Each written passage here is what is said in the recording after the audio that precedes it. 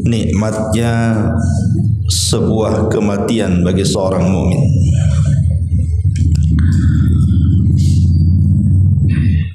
Di dalam Al-Quranul Karim, ayat-ayat seputar kematian itu terlampau banyak. Seperti umpamanya Allah Subhanahu wa taala berfirman, kullu nafsin dha'iqatul maut. Setiap jiwa itu pasti akan mengalami kematian. Ataupun Allah mengatakan, aynama takunu yudrikumul maut walau kuntum fi burujim musayyadah. Dimanapun kalian berada, pasti kematian itu mengejar kalian, walaupun kalian di balik benteng yang kokoh sekalipun. Dan kematian itu sesuatu yang dibenci oleh setiap manusia. Qul innal mauta alladhi tafirruna minhu fa innahu mulaqikum. Katakanlah kematian yang membuat kalian lari itu pasti mengejar kalian. Lalu pertanyaan pun muncul. Kenapa Allah Subhanahu wa taala menciptakan kematian? Kenapa kita ini harus mati? Kalau hidup terus kan enak gitu ya. Kenapa mesti disentuh dengan kematian? Dalam hadis Abi Darda radhiyallahu an, Nabi sallallahu alaihi wasallam mengatakan, laula thalathun ma ta'ta'a ibnu Adam ra'sahu. Kalau bukan karena 3 perkara, kata Rasul, tidak mungkin kepala anak Adam itu mau merunduk. Kemudian beliau mengatakan, yang pertama al-faqru, kefakiran. Yang kedua al-maradu, sakit yang berkepanjangan. Dan yang ketiga al-mautu, kematian. Kalau tidak ada 3 perkara ini, manusia pasti akan menyombongkan dirinya. Sebab 3 perkara inilah, maka kepala-kepala manusia bisa menunduk. Pertama, kefakiran. Apa yang disombongkan orang fakir? Makanya sudah saya katakan, kalau ada orang fakir sombong, itu dosanya lebih besar dibandingkan orang kaya sombong. Kalau orang kaya sombong, wajar ada pendorong sombongnya, kekayaan dia. Lah kalau fakir sombong ini apa yang disombongkan? Udah fakir sombong lagi. Orang fakir itu tidak bisa menyombongkan dirinya, karena tidak ada yang disombongkan di situ. Kemudian yang kedua, orang sakit. Apa yang disombongkan orang sakit? Apalagi sudah terbaring, sudah stroke, walaupun ketika sehat dia mantan jenderal sekalipun. Kalau sudah terbaring, geser 1 senti aja nggak bisa, harus digeser orang. Lalu apa yang disombongkan? Dan yang ketiga, kematian. Apa yang bisa kita lakukan dengan kematian? Sehebat apapun manusia tidak bisa menghadapi kematian itu. Pasti kematian akan mengejar dia.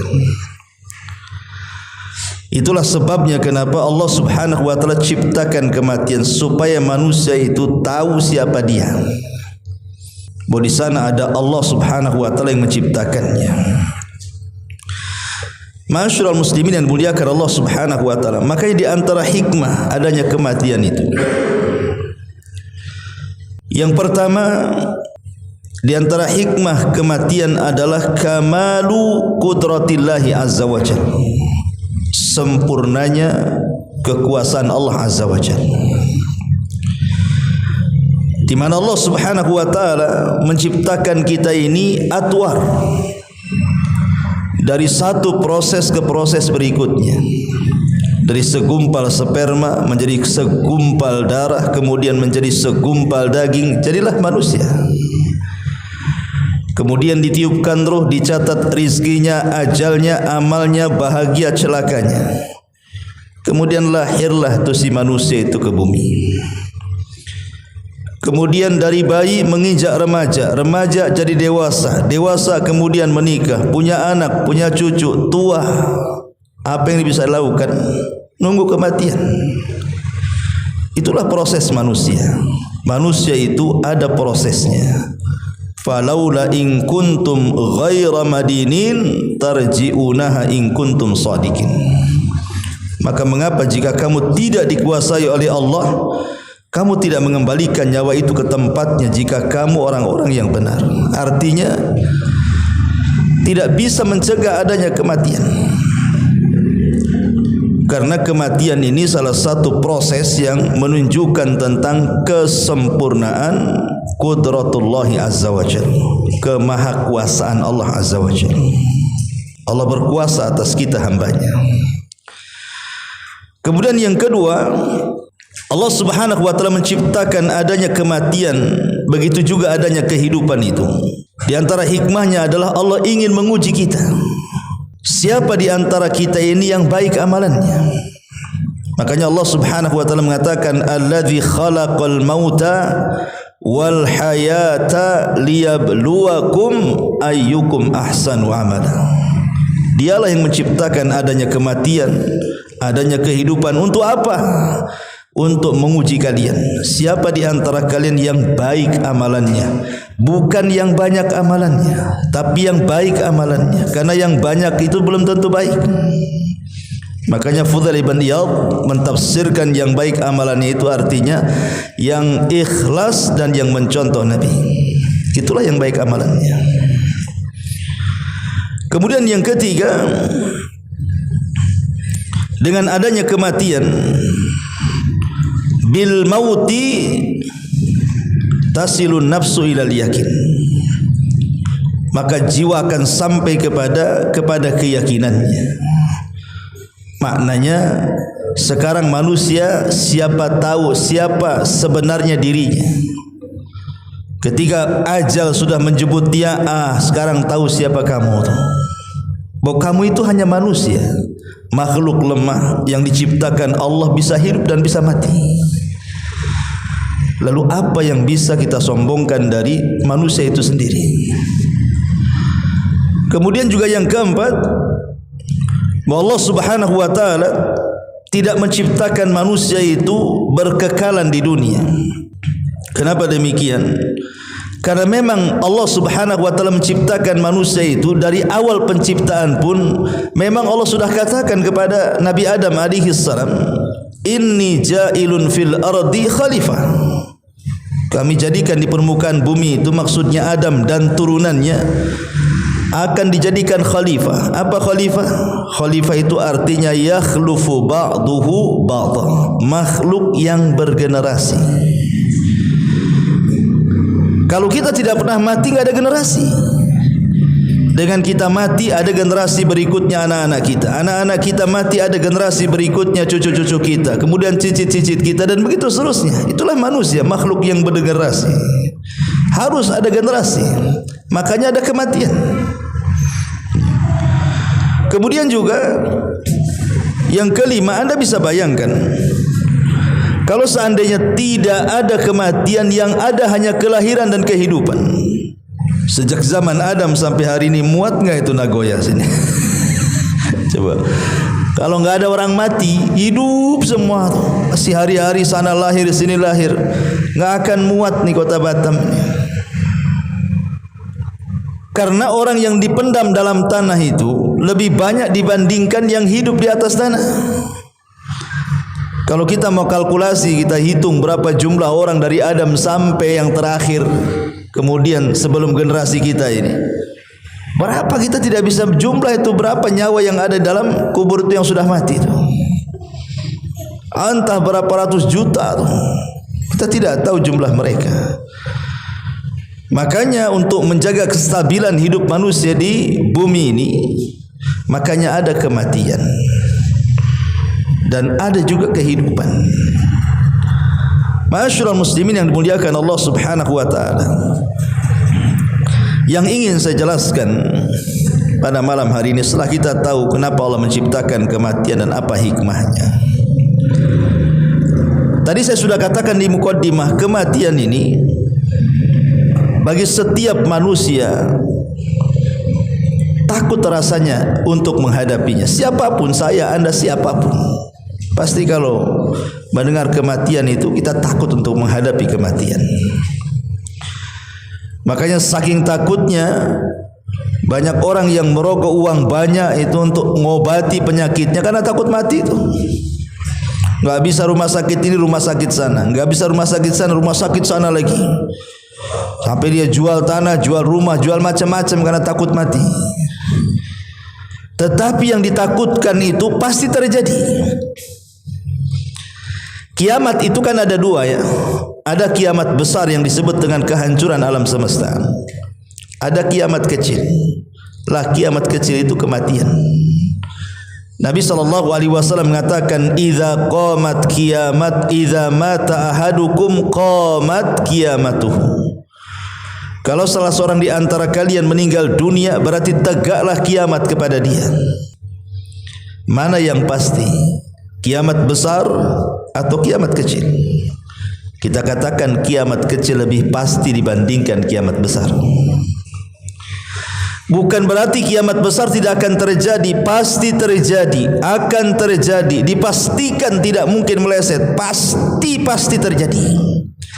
Tapi kapan terjadinya itu kan kita tidak tahu, karena masih berproses. Dengan adanya tanda-tanda kiamat kecil, kemudian tanda-tanda kiamat besar, baru kemudian dikiamatkanlah dunia ini. Kita tidak tahu kapan dikiamatkan ini, walaupun banyak prediksi meleset kan itu. Tapi kalau kematian ini sebuah kepastian, ikhwan. Karena Nabi SAW sudah mengatakan, "A'maru ummati bainas sittina was sab'in." Usia umatku ini berkisar antara 60 sampai 70 tahun saja. Artinya Rasul sudah ngasih ancang-ancang tuh, bahwa umat Muhammad itu, umat Islam, usianya hanya berkisar 60 sampai 70 tahun saja. Dan sedikit yang melewati 70 tahun itu. Kalaupun ada itu sedikit. Kebanyakan di usia 70 tahun itu sudah OTW bahasa kitanya. OTW ke Tamiang atau ke kuburan Sungai Panas ini. Ya.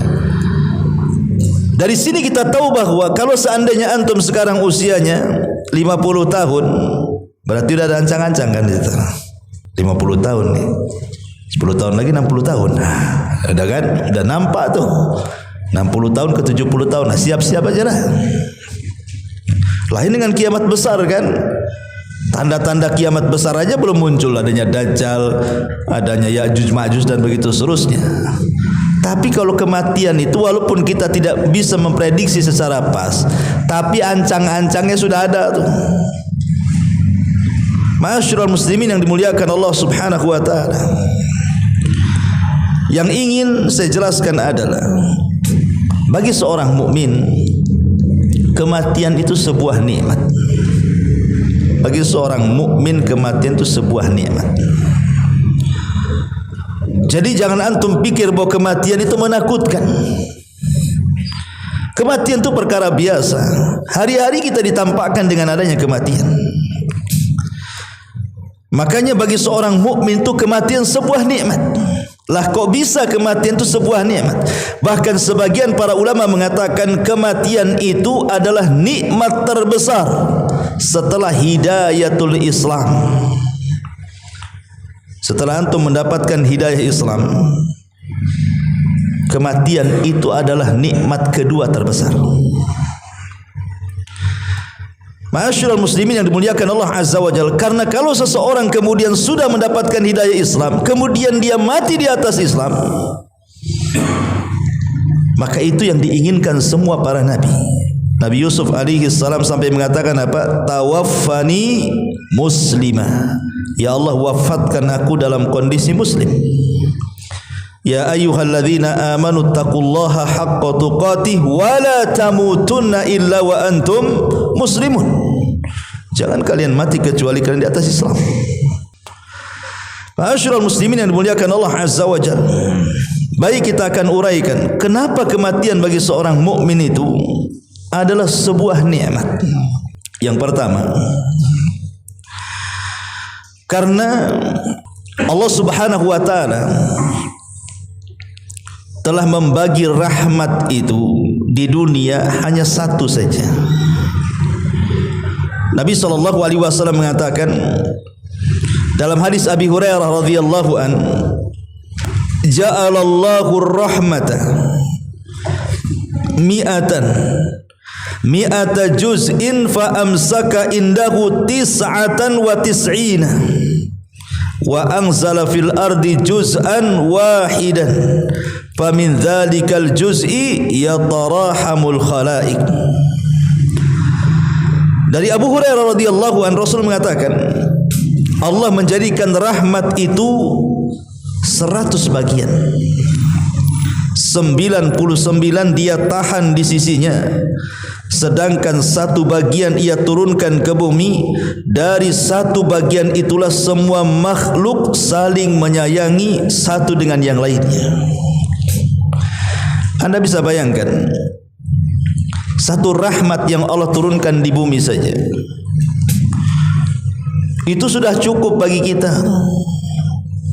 Bagaimana Allah Subhanahu wa taala sayang dengan kita itu luar biasa.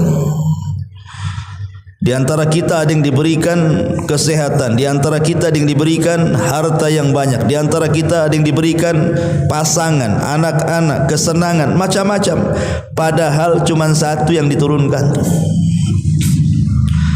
Kalau seandainya Allah Subhanahu wa taala wafatkan kita, berarti kasih sayang Allah kepada kita itu bukan satu, tapi digabungkan dengan 99 kasih sayang Allah kepada kita. Seperti apa tuh kasih sayang Allah kepada kita itu setelah kematian?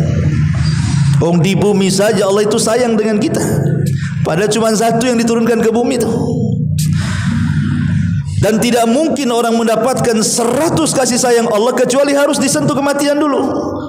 Karena yang diturunkan ke bumi cuma satu, yang dipegang oleh Allah 99 rahmat. Yang satu saja subhanallah luar biasa. Ma'asyiral muslimin yang dimuliakan Allah Azza wa Jalla. Jadi nikmat kematian bagi seorang mukmin itu karena kelak dia akan mendapatkan rahmat Allah secara sempurna. 100 rahmat diberikan kepada kita, bukan satu. Ya. Ini yang pertama. Yang kedua, bagi kematian seorang mukmin itu adalah istirahat. Kalau ada orang yang mengatakan, sering kita mendengar kalimat di masyarakat, ayo kita antar jenazah ini ke tempat peristirahatan yang terakhir. Kalau ditujukan kepada seorang mukmin, benar. Kalimat ini kalau untuk seorang mukmin, ya. Karena seorang mukmin itu dengan kematian dia istirahat dari lelah letihnya dunia. Tapi kalau kalimat ini ditujukan kepada orang kafir, kepada orang munafik, kepada orang fasik, ahli maksiat, tidak benar. Kalimat ini tidak benar. Kalau dikatakan ayo kita antar jenazah ini ke tempat peristirahatan yang terakhir, sementara dia pelaku maksiat, dia kira mau istirahat habis mati. Yang ada makin dia itu disibukkan dengan berbagai macam peristiwa di alam kubur itu. Makanya kalimat ini hanya berlaku kepada orang yang beriman, yang taat saja. Makanya dalam sebuah hadis dari Abi Qatadah radhiyallahu an, Nabi SAW satu hari marra alaihi bi janazatin, lewat padanya pengiringan jenazah. Faqala, tiba-tiba Rasul mengatakan mustarih wa mustarahum minhu. Kata Nabi SAW, ada orang yang mendapatkan kenyamanan atau istirahat, dan ada pula orang yang lain yang menjadi nyaman istirahat karena ketidakadaan dia, katanya. Jadi orang mati itu ada dua macam. Ada kita yang istirahat dari dia, atau dia istirahat dari kita. Cuman dua aja orang mati itu. Saya ulangi, orang mati itu cuma ada dua tuh. Mungkin kita beristirahat dari dia, syukurlah dia mati. Kalau enggak mati, habislah kita. Nah, itu orang zalim.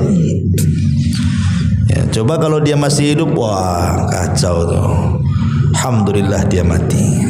Kita istirahat. Enggak ada dia itu kita istirahat. Atau terbalik. Ya.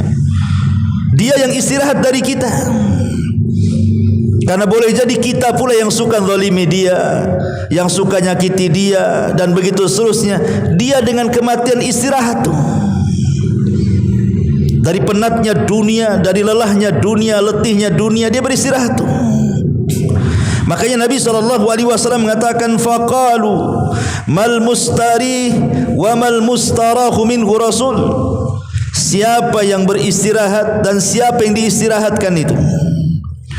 Maka Rasul mengatakan, al-abdul mu'min yastarihu min nasabid dunya wa adhaha. Kata Nabi SAW, adapun kematian seorang mukmin, adapun kematian hamba yang mukmin adalah orang yang beristirahat dari keletihan dunia dan kesulitannya. Wal abdul fajir, adapun hamba yang jahat, ahli maksiat, yastarihu minhul ibad wal bilad wasyajar wad dawab, kata Rasul. Adapun orang yang fajir, gemar maksiat, maka hamba Allah yang lainnya, negeri-negeri, pepohonan, hewan-hewan merasa bersyukur dan beristirahat dengan kematiannya. Nah, kita mana masuk yang mana tuh kalau mati itu? Yang orang lain senang dengan kematian kita, ataukah yang kita senang dengan kematian kita? Ma'asyiral muslimin yang dimuliakan Allah Subhanahu wa taala.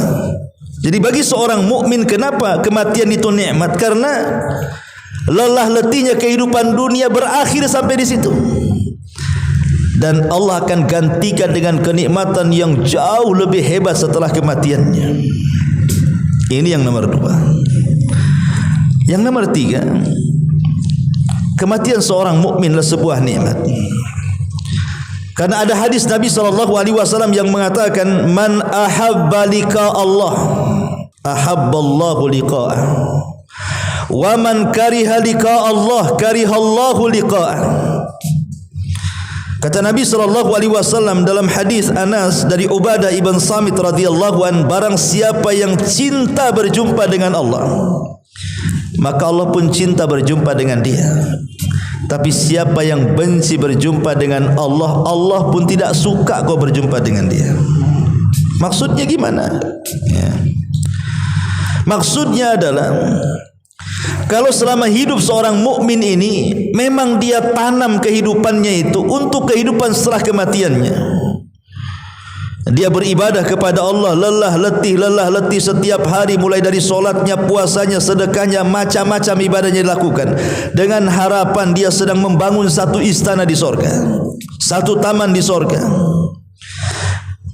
Maka ketika dia menjelang kematiannya, maka dia sangat senang. Kenapa? Karena ingin kembali ke rumah yang dibangunnya tuh. Tapi kalau seandainya dia tidak pernah menanam saham untuk akhiratnya, dia tanam semua di dunia, tidak pernah solat, tidak pernah puasa, tidak pernah zakat, tidak pernah sedekah. Yang ada bangun rumah besar-besar, beli tanah lebar-lebar, uangnya sampai di 230 rekening, yang banyaknya. Itu saat mati itu, dia enggak mau mati. Kenapa tahu mau mati? Rumah mau ditinggal dia, tanah ditinggal dia, rekening ditinggal dia, kendaraan akan ditinggal dia.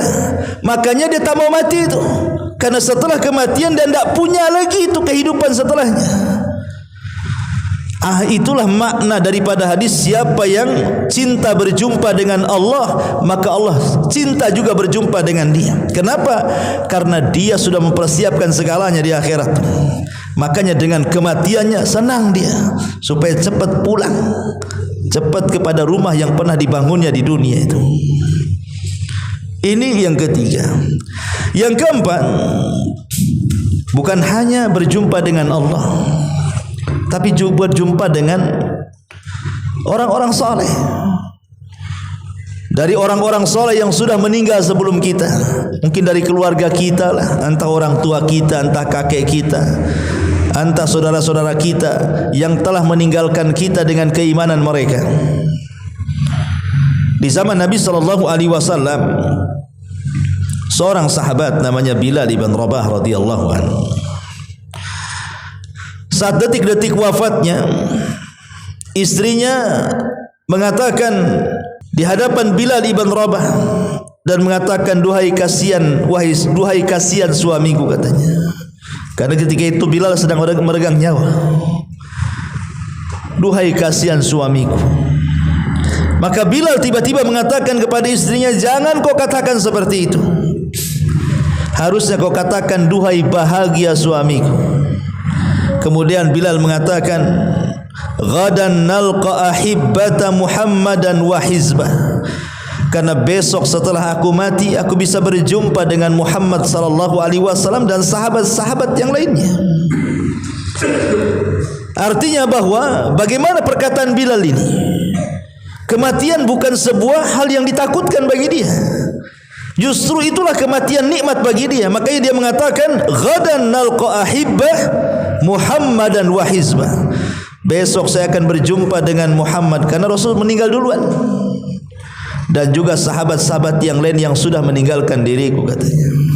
Maka kematian itu bagi seorang mukminlah sebuah kesenangan nikmat, karena dengan kematian itulah kita akan berjumpa dengan orang-orang saleh setelah kematian. Kemudian juga dengan adanya kematian bagi seorang mukmin, minimalnya ikhwan, menyedikitkan maksiat kita. Karena ada orang-orang yang memang dicepatkan kematiannya oleh Allah. Kalau dilambatkan banyak dia dosanya. Tapi ada yang Allah berikan usia panjang karena Allah sayang, diberikan kesempatan untuk tobat bagi dia. Makanya bagi seorang mukmin usia lama-lama itu mengkhawatirkan kalau seandainya tidak banyak yang diraih dari amal saleh. Dari sini Nabi SAW mengatakan, khairun nasi man tala umruhu wa hasuna amaluhu. Sebaik-baik manusia itu yang panjang umurnya, baik pula amalannya. Tetapi wa syarrun nas, seburuk-buruk manusia itu man tala umruhu wa sa'a amaluhu. Dah panjang umurnya, buruk pula amalnya. Bagi seorang mukmin, kalau cepat mati itu senang mereka, karena pertanggungjawaban di hadapan Allah tidak banyak. Kalau lama-lama nanti banyak dosa lagi kan, banyak pula pertanggungjawabannya nanti.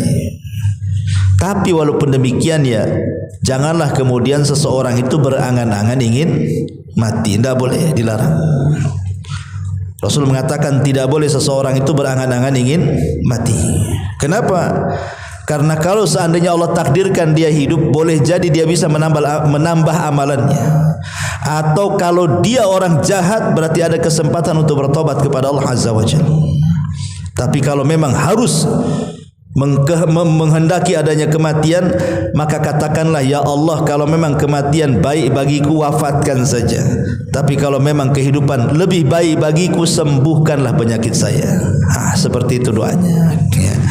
Ma'asyiral muslimin yang dimuliakan Allah Azza wa Jalla. Kemudian juga di antara alasan kenapa kematian itu nikmat bagi seorang mukmin, karena dia akan cepat mendapatkan balasan yang selama ini di dunia sudah lelah letih dia. Letih dia solat, letih dia puasa, habis uangnya untuk sedekah, kesana kemari beribadah kepada Allah Azza wa Jalla. Dia habiskan semua daya upaya waktunya untuk Allah Azza wa Jalla. Berarti dengan adanya kematian, dia akan lebih mempercepat mendapatkan balasan apa yang selama ini diamalkan di dunia. Dari sini Allah Subhanahu wa taala mengatakan, wa ammal ladzina amanu wa amilus salihat falahum jannatul ma'wa nuzulam bima kanu ya'malun. Adapun orang-orang yang beriman dan mengerjakan kebajikan, maka mereka akan mendapatkan sorga-sorga tempat kediaman sebagai pahala atas apa yang mereka kerjakan. Ma'asyiral muslimin yang dimuliakan Allah Subhanahu wa taala. Dan tentunya yang terakhir, ya, kematian bagi seorang mukmin itu adalah terlepasnya dia dari penjara dunia. Karena Rasul mengatakan apa? Ad-dunya sijnul mu'min wa jannatul kafir. Dunia ini penjara bagi orang beriman, tapi surga bagi orang kafir. Coba lihat orang yang keluar penjara itu. Wah, senang kan? Senang orang keluar penjara itu. Ada juga ustaz yang tak senang katanya. Kalau keluar penjara pusing pula mau cari makan. Di penjara dikasih makan. Siapa bilang? Masih enak di luar penjara dibandingkan dalam penjara. Kalau penjara manusia saja, orang keluar dari penjara itu senangnya luar biasa. Apalagi dari penjara dunia yang penuh dengan kepenatan di dalamnya. Maka seorang mukmin akan senang. Ma'asyiral muslimin yang dimuliakan Allah Azza wa Jalla, dari sinilah kenapa kemudian kematian bagi seorang mukmin ini sebuah nikmat. Ma'asyiral muslimin yang dimuliakan Allah Subhanahu wa taala. Kemudian lebih daripada itu,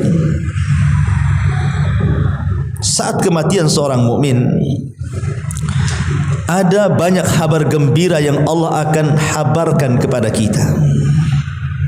Kurang lebih sekitar 12-13 kabar gembira bagi kematian seorang mukmin itu.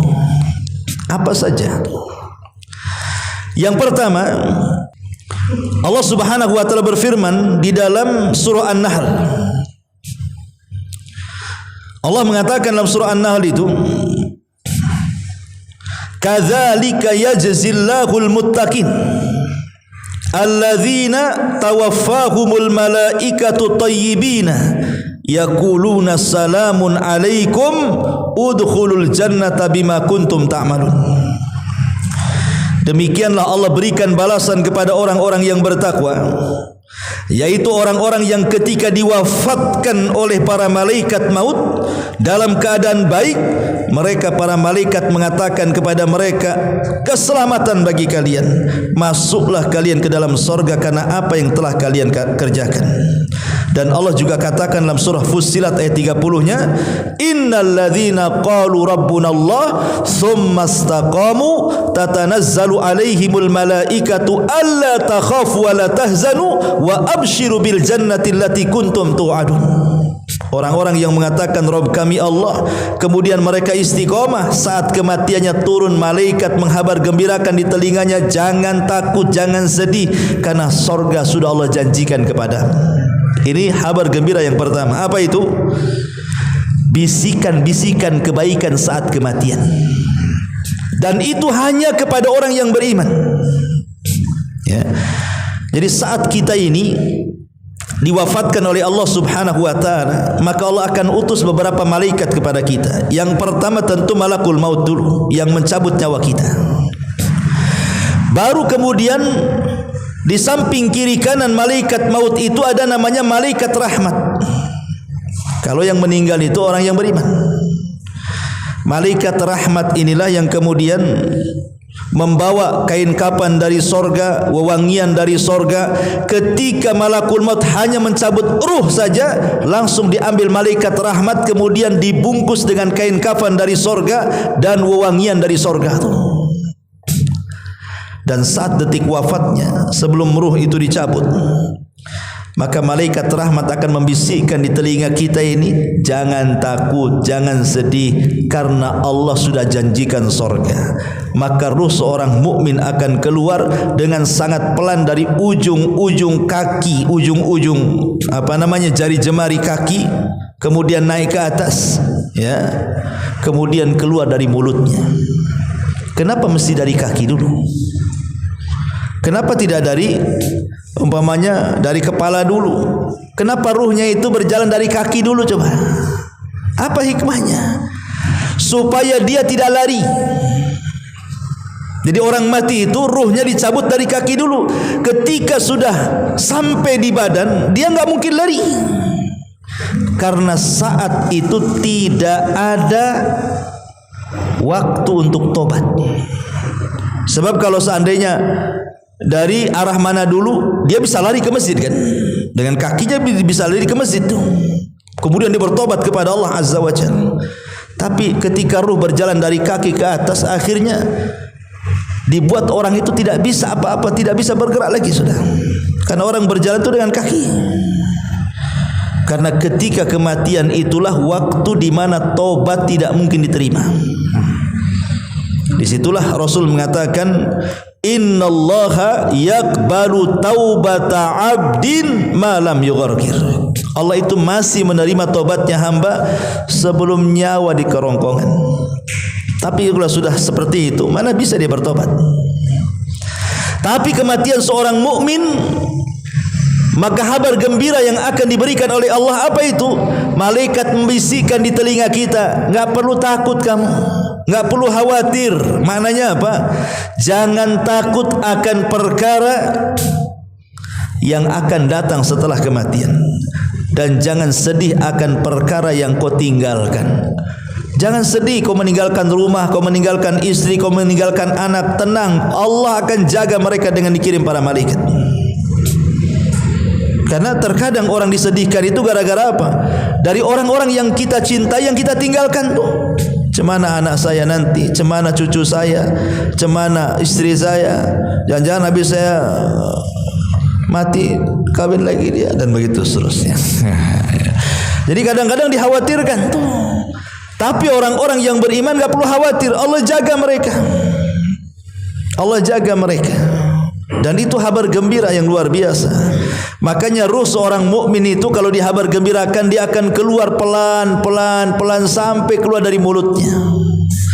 Kata Rasul, seperti tetesan air teko yang terakhir keluar. Itulah ruhnya seorang mukmin saat dicabut.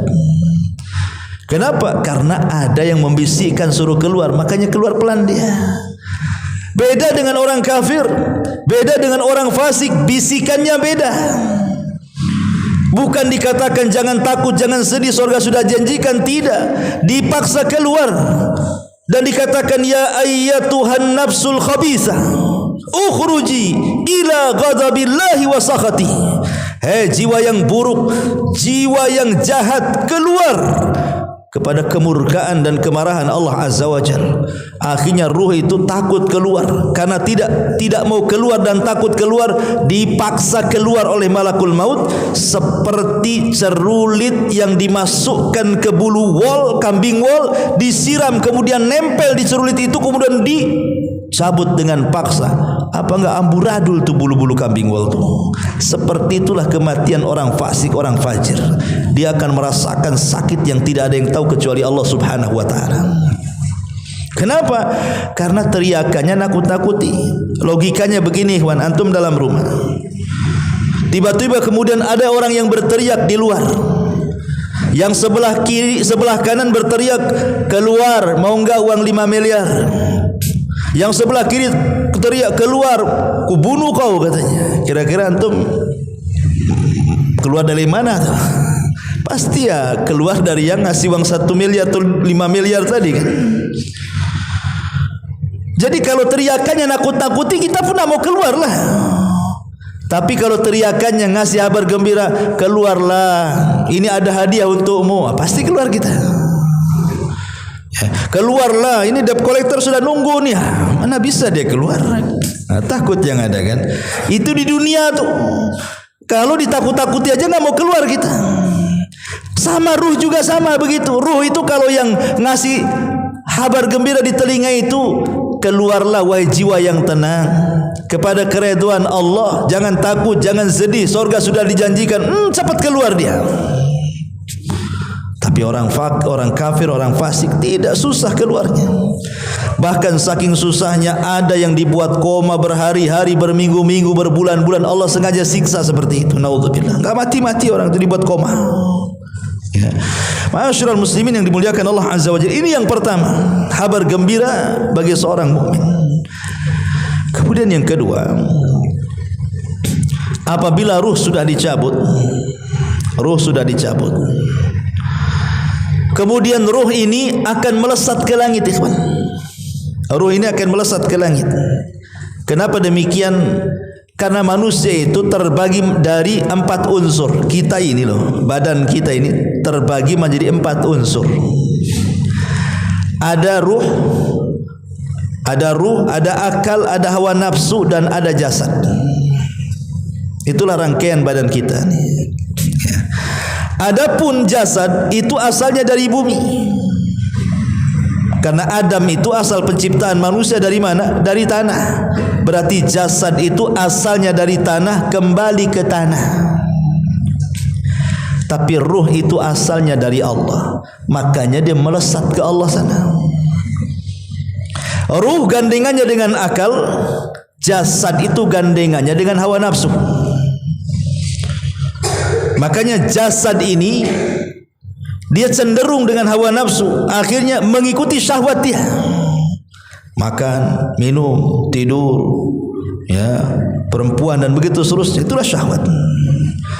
Ya. Kemudian ruh ini beda. Ruh ini dia bergabungnya dengan akal. Makanya ruh ini dia lebih sehat dibandingkan badan. Saat kematian ruh ini naik melesat ke langit karena memang dia berasal dari Allah, maka kembali kepada Allah dia. Ketika sampai di langit pertama, maka ruh yang diangkat oleh malaikat-malaikat ini kabar gembira yang kedua adalah semua malaikat di langit memuji dia. Dan dikatakan, ini ruhnya siapa ini? Maka malaikat yang membawa ruh kita itu mengatakan, oh ruhnya fulan bin fulan. Makanya antum harus punya nama yang baik di dunia ini, karena itu nanti panggilan yang akan dipanggil. Ya, nama yang baik. Islam kan sudah mengatur nama tuh. Ustaz, kadang nama saya jelek, ganti, apa susahnya? Apa perlu akekahan lagi? Tidak perlu. Ya. Kalau akekahan ya jangan lupa undang saya aja. Artinya gantilah, ya. Kalau memang jelek namanya ganti. Karena itu nama yang akan dipanggil di langit itu. Kata malaikat, itu siapa tuh? Kata malaikat pembawa ruh, malaikat rahmat ni fulan bin fulan. Maka semua memuji ruh kita ini. Akhirnya langit pertama dibuka, kedua, ketiga, sampai ketujuh, sampai melesat berjumpa dengan Allah. Dan Allah katakan, kembalikan ruh ini ke dalam jasadnya, tapi catatannya letakkan di tempat yang paling tinggi fil illiyin. Kabar gembira. Semua malaikat memuji kita dan kita diperjumpakan dengan Allah Subhanahu wa taala. Tapi ruhnya orang kafir, ruhnya orang munafik, jangan lagi melesat ke langit pertama, kedua, ketiga. Baru di pintu langit pertama saja malaikat penjaga pintu tidak mau buka pintunya. Sampai Allah mengatakan, la tufattahu lahum abwabus sama wa la yadkhulunal jannah hatta yalijal jamalu fi sammil khiyat. Allah tidak akan membukakan pintu-pintu langit, bahkan mereka tidak akan masuk surga sampai ada cerita unta masuk ke liang jarum. Tidak ada kabar gembira bagi mereka. Tapi orang yang beriman ada kabar gembira. Dipuja-puji malaikat di langit sana, disebut-sebut namanya, dan dihantarkan dengan baik-baik dari langit, dikembalikan kepada ruhnya. Ini kabar gembira yang kedua. Kabar gembira yang ketiga, ketika ruhnya sampai di jasadnya. Karena ahli sunnah meyakini bahwa ada fitnah kubur itu, maksudnya fitnah kubur itu pertanyaan dua malaikat Munkar dan Nakir. Itu disebut fitnah kubur. Itu terjadi bil jasadi war ruh, dengan jasad dan juga dengan ruh. Seperti kita sekarang ini jasad dengan ruh. Coba anda bisa bayangkan, ketika ruh menyatu lagi kemudian kita hidup, rupanya kita hidup di satu ruangan yang 1 meter ke 1,5 meter. Coba, gimana perasaan kita hidup sendiri di situ? Jangan lagi di dalam kuburan ya. Kalau anak umpamanya ngurung antum di sebuah ruangan, di situ tidak ada lampu, ya, tidak ada AC, tidak ada kipas, pengap, ada makan, tidak ada minum.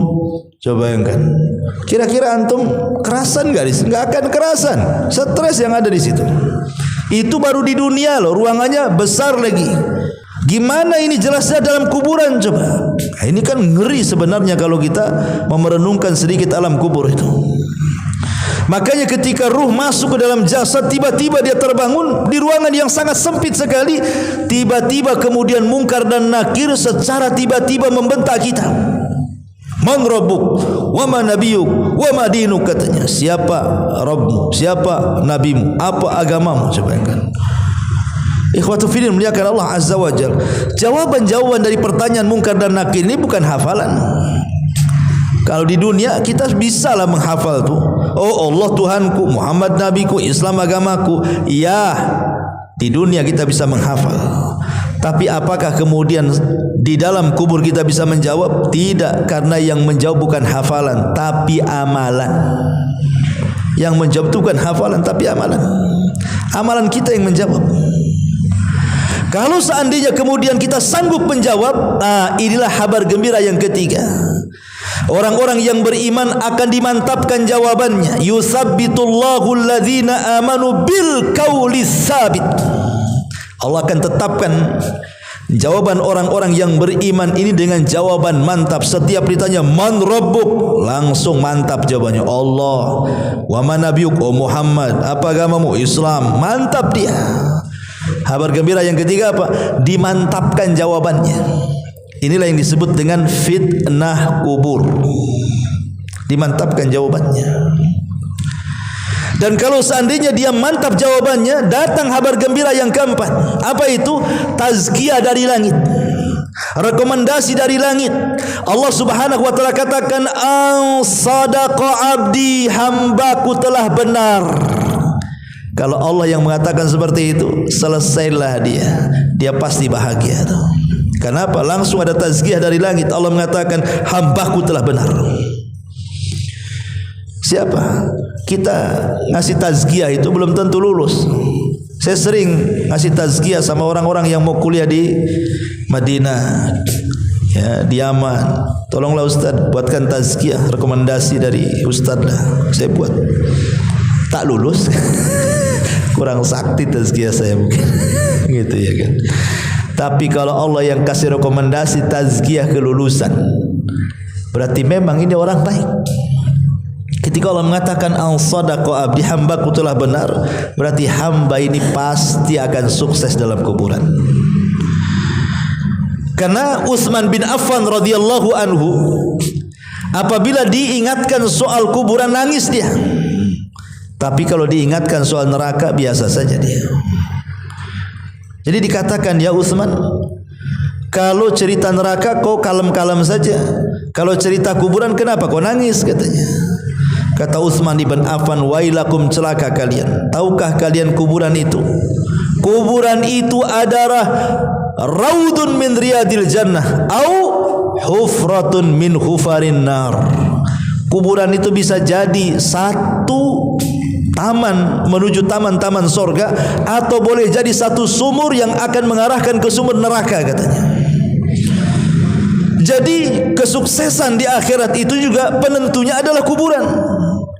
Kalau di kubur kita mantap dalam jawaban, kemudian masuk kepada nikmat kubur, maka setelahnya akan mudah tuh menuju perjalanan akhirat. Tapi kalau di kuburan sudah sulit, jawabannya balelo bahasa kitanya, dijawab man rabbuka, dia mengatakan ha la adri, aku tidak tahu, aku tidak tahu. Ditanya siapa Rabbmu, siapa nabimu, sama juga aku tidak tahu, aku tidak tahu. Ditanya agamanya, aku tidak tahu, aku tidak tahu. Akhirnya dia dicambuk oleh malaikat yang kalau cambukan itu dicambukkan ke gunung Uhud, kata Rasul, hancur tuh berantakan gunung Uhud itu. Ketika dia tidak sanggup menjawab, Allah dustakan dari langit dan Allah mengatakan an kadzaba abdi, hambaku telah berdusta. Ketika Allah sudah memponis seperti itu, tidak selamat dia. Kalau Allah sampai mengatakan an kadzaba abdi, hambaku sudah berdusta, tidak akan selamat dia. Kalau sudah sulit di kuburan, maka setelahnya lebih sulit lagi dia. Karena kuburan ini azabul adna, azab yang rendah, ada azab yang tinggi lagi kelak di akhirat. Ma'asyiral muslimin yang dimuliakan Allah Azza wa Jalla. Jadi kabar gembira berikutnya setelah dimantapkan jawabannya, ada rekomendasi dari Allah, al-sadaqa abdi, hambaku telah benar. Tentu sebelum adanya fitnah kubur, ada peristiwa yang disebut dengan Zagtatul Qabri. Zagtatul Qabri itu artinya himpitan kuburan. Jadi setiap orang yang masuk ke kuburan itu, ikhwan, pasti akan dihimpit oleh kuburan. Tidak saya, tidak antum. Tidak anak kecil, tidak orang dewasa, tidak ada orang tua. Tidak laki-laki, tidak perempuan, tidak mukmin, tidak kafir, tidak sahabat, tidak siapapun, semua kena himpitan kuburan ini. Semua kena. Anda mau mukmin, mau kafir, tetap dihimpit. Anda mau orang soleh, mau orang toleh, tetap dihimpit. Anda mau orang bayi, mau sudah dewasa, tetap dihimpit. Mau laki-laki, perempuan, semua manusia tidak lepas dari himpitan kuburan.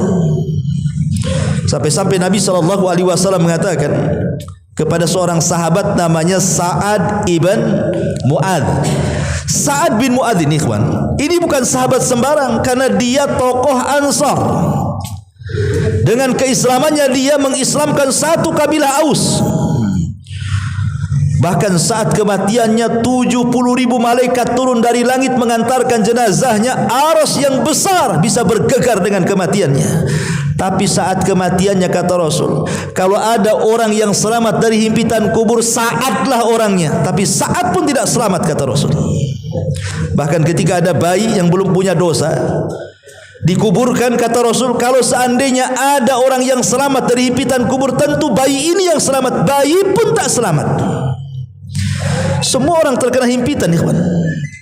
Mau mukmin, mau kafir, mau orang baik, mau orang jahat, mau bayi, mau orang dewasa, semua kena himpitan. Cuman bedanya, bagi orang-orang yang beriman, tentu ada kabar gembira dalam himpitan itu. Karena himpitan bagi orang-orang yang beriman itu seperti ibu menggendong bayinya, memeluk bayinya.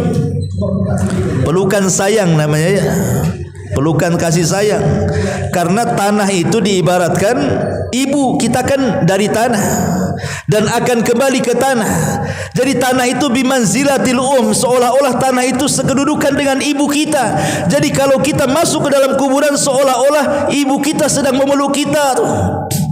Bagaimana pelukan seorang ibu kepada bayi? Ya pasti akan dipeluk dengan kasih sayang, kan? Tidak mungkin merasakan sakit. Tapi kalau dia orang kafir, maka bukan seperti orang tua, seperti ibu yang memeluk anaknya, tapi betul-betul tanah yang menghimpit dia, sehingga dia akan merasakan sakit dengan retakan-retakan tulang, retakan-retakan sendi. Dia akan menjerit-jerit di mana manusia tidak mendengar, yang mendengarkan hanya binatang-binatang saja. Oh, kan ngeri itu. Tapi bagi orang yang beriman, dia mendapatkan nikmat, kabar gembira. Kenapa? Himpitan itu bagaikan pelukan ibu kepada anak. Nah, itu juga kabar gembira bagi orang yang beriman. Ya. Ma'asyiral muslimin yang dimuliakan Allah Subhanahu wa taala. Setelah kemudian berbagai macam kabar gembira dan orang ini dimantapkan jawabannya, turun rekomendasi dari Allah, benar, telah jujur jawabannya, maka kabar gembira selanjutnya apa? Yufrashu lahu min firasil jannah. Tiba-tiba dibentangkan kuburannya sejauh mata memandang. Dalam hadis Abu Hurairah radhiyallahu an, kuburannya terbentang 70 dhira'an fi 70. 70 hasta kali 70 hasta. 70 hasta, satu hasta itu segini nih. Ini dari sini ke sini, ini satu hasta namanya. Ya, berarti kalau 70 hasta kita bagi dua saja berarti 35 meter. Ya kan? 35 meter kali 35 meter. Ah, itu luasnya kuburan itu seperti itu. Meluas. Itu dalam hadis Abu Hurairah. Tapi dalam hadis Bara bin Azib beda lagi. Jadi ketika kuburan itu diluaskan, bukan 70 hasta kali 70 hasta, tapi madal basar, sejauh mata memandang. Seperti antum naik ke tempat yang paling tinggi gitu ya, di mana di sini, pandanglah sejauh mata memandang. Seperti itulah kuburan itu diluaskan sejauh mata memandang. Tetapi ikhwatu fiddin, ini perkara gaib, tidak bisa antum taruh CCTV di situ. Kata ustaz, katanya kuburannya meluas. Saya taruh CCTV, ditongkrongi depan komputer, tak ada gerak-gerak tuh. Ya, karena orang ini bego. Ya. Dia mau menyamakan perkara nyata dengan perkara gaib, tidak bisa. perkara gaib itu alladzina yu'minuna bil ghaib, cukup diimani, bukan diteliti. Ya. Oh, kata Ustaz, mungkar nakir datang. Kita taruh CCTV, ditunggui, mana si mungkar si nakir, tetap datang-datang. Tetap aja tuh si jasad tuh diam saja dalam kuburan tuh. Ini perkara gaib, tidak bisa kemudian disamakan dengan perkara nyata. Cukup diimani saja bahwa ada perkara-perkara seperti itu. Ma'asyiral muslimin yang dimuliakan Allah Azza wa Jalla. Kemudian setelah kuburannya dibentangkan sejauh mata memandang, maka Allah Subhanahu wa taala akan memberi kabar gembira yang lain, disuruh dibuka tuh pintu sorga, diarahkan ke kuburannya. Anda bisa bayangkan pintu sorga dibuka, kemudian diarahkan ke kuburannya, maka masuklah angin dari sorga ke dalam kuburnya tuh. Makanya terkadang ada cerita-cerita kok kuburannya wangi gitu ya. Ya boleh jadi itu mungkin juga wangi dari sorga, kita tidak tahu. Ya. Ma'asyiral muslimin yang dimuliakan Allah Azza wa Jalla. Kemudian apa yang terjadi? Kata Allah, hantarkan kasur dari sorga. Kasur dari sorga lagi masuk ke kuburan. Hantarkan pakaian dari sorga, hantarkan makanan dari sorga, hantarkan minuman dari sorga. Subhanallah, saya bayangkan. Itu yang disebut dengan nikmat kubur. Nikmatnya tidak terbayang dengan mata, tidak terbayang dengan telinga, terlintas pun tidak bisa. Saking nikmatnya nikmat kubur. Karena belum masuk sorga saja pintu sorga sudah dibuka, sudah dihantar-hantarkan tuh barang-barang sorga ke dalam kuburannya tuh. Kemudian di situ Allah Subhanahu wa taala akan memerintahkan para malaikat untuk apa? Untuk menghabarkan kepada orang yang ada di kubur itu dengan menjelmakan amal soleh seperti manusia.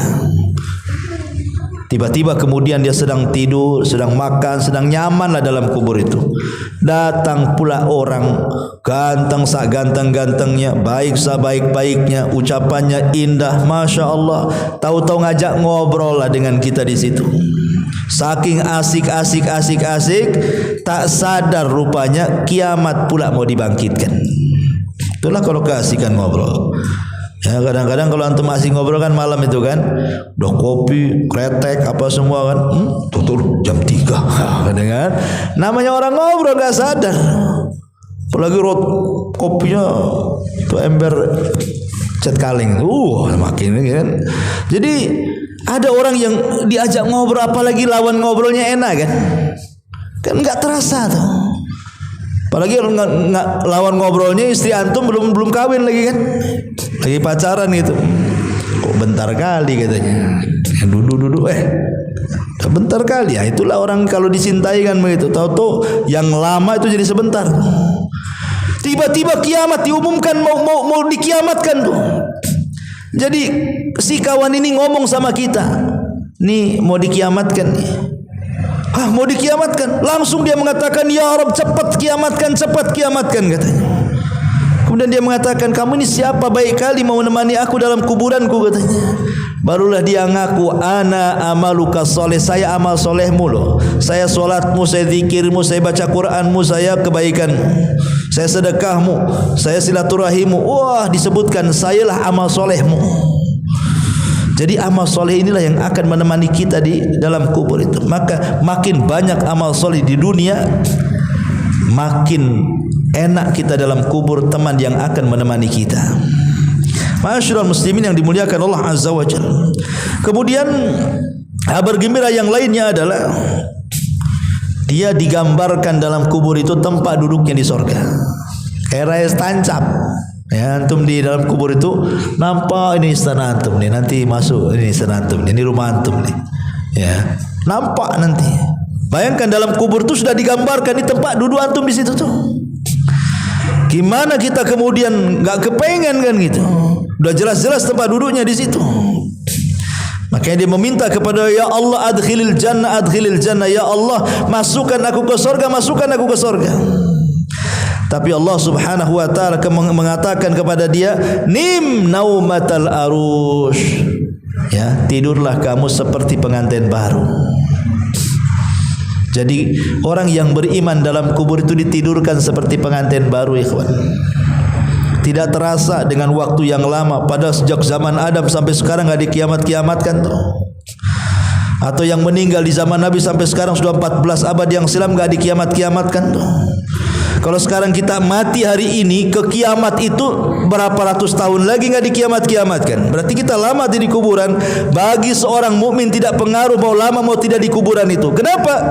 Karena Allah katakan nim naumatal arush, tidurlah seperti pengantin baru. Enggak terasa, tahu-tahu subuh aja kan begitu. Pengantin baru. Ya. Kalau pengantin lama kayak lama kali tidur. Itu pengantin lama. Kalau pengantin baru cepat ya kan. Kemudian wa yunawwar lahu qabruhu, dibuat cahaya tuh kuburannya tuh. Betul-betul terang benderang kuburannya. Itu berdasarkan hadis Abu Hurairah radhiyallahu anhu. Ma'asyiral muslimin yang dimuliakan Allah Subhanahu wa taala. Kemudian kabar gembira seterusnya ketika betul-betul kemudian sangkakala ditiup Israfil, maka ruh seorang mukmin akan diletakkan di tempat yang paling tinggi di sorga, namanya Illiyin. Karena di antara 7 makhluk yang tidak akan hancur saat kiamat, salah satunya apa? Ruh. Tidak akan hancur, jasad hancur, kecuali tulang ekor, itu tidak akan hancur karena dari situ manusia dibangkitkan. Tapi ruh disimpan di Illiyin tuh. Kalau ruhnya seorang beriman ya, kalau ruhnya orang kafir diletakkan di sijin. Sijin itu tempat yang paling rendah di lapisan bumi yang paling bawah. Itulah tempat sijin. Intinya ma'asyiral muslimin yang dimuliakan Allah Subhanahu wa taala, seorang mukmin itu saat kematiannya saja sudah ditampakkan catatannya. Makanya Allah mengatakan dalam surah Qaf ayat 22, laqad kunta fi ghaflatin min hadza fakashafna anka ghita'aka fabasaruka al-yawma hadid. Ya. Sesungguhnya kamu berada dalam keadaan lalai dari hari ini, maka kami singkapkan daripadamu tutup yang menutupi matamu, maka penglihatanmu pada hari itu sangat tajam. Maksudnya kalau kata ulama tafsir, kalau seorang mukmin itu saat meninggal itu, maka akan ditampakkan sekilas sebelum ruh itu dicabut amal catatannya. Dia sempat melihat, bahkan malaikat dia bisa melihat.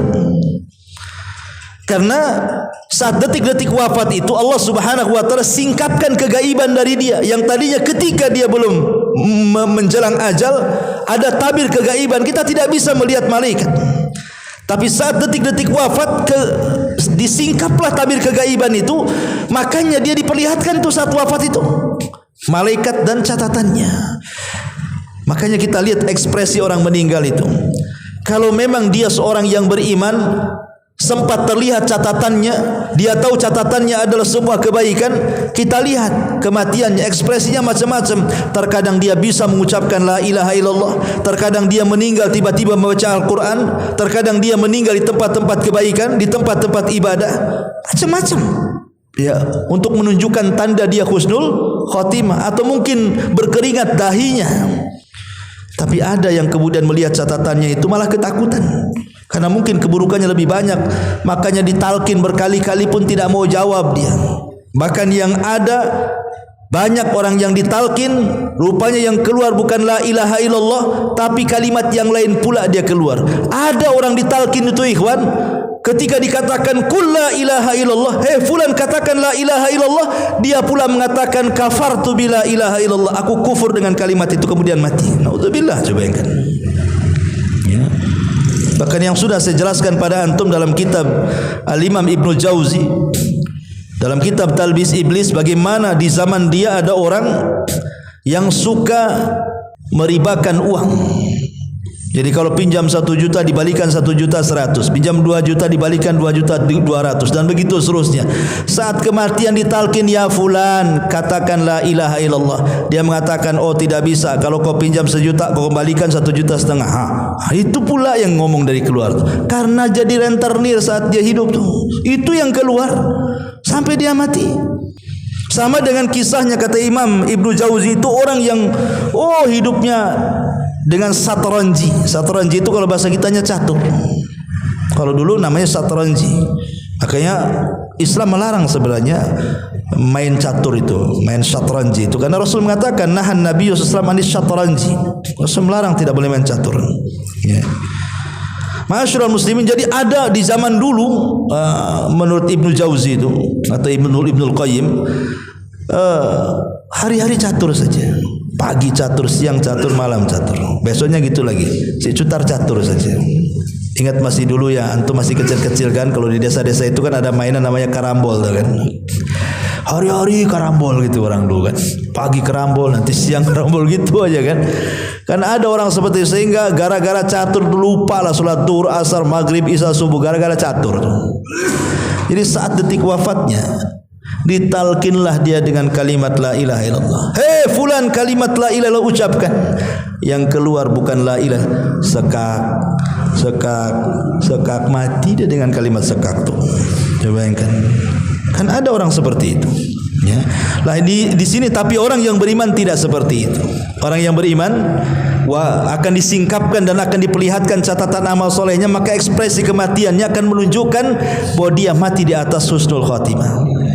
Itulah kabar gembira yang Allah Subhanahu wa taala dan Rasulnya jelaskan kepada kita bahwa kematian seorang mukmin itu sebuah nikmat besar setelah hidayatul Islam.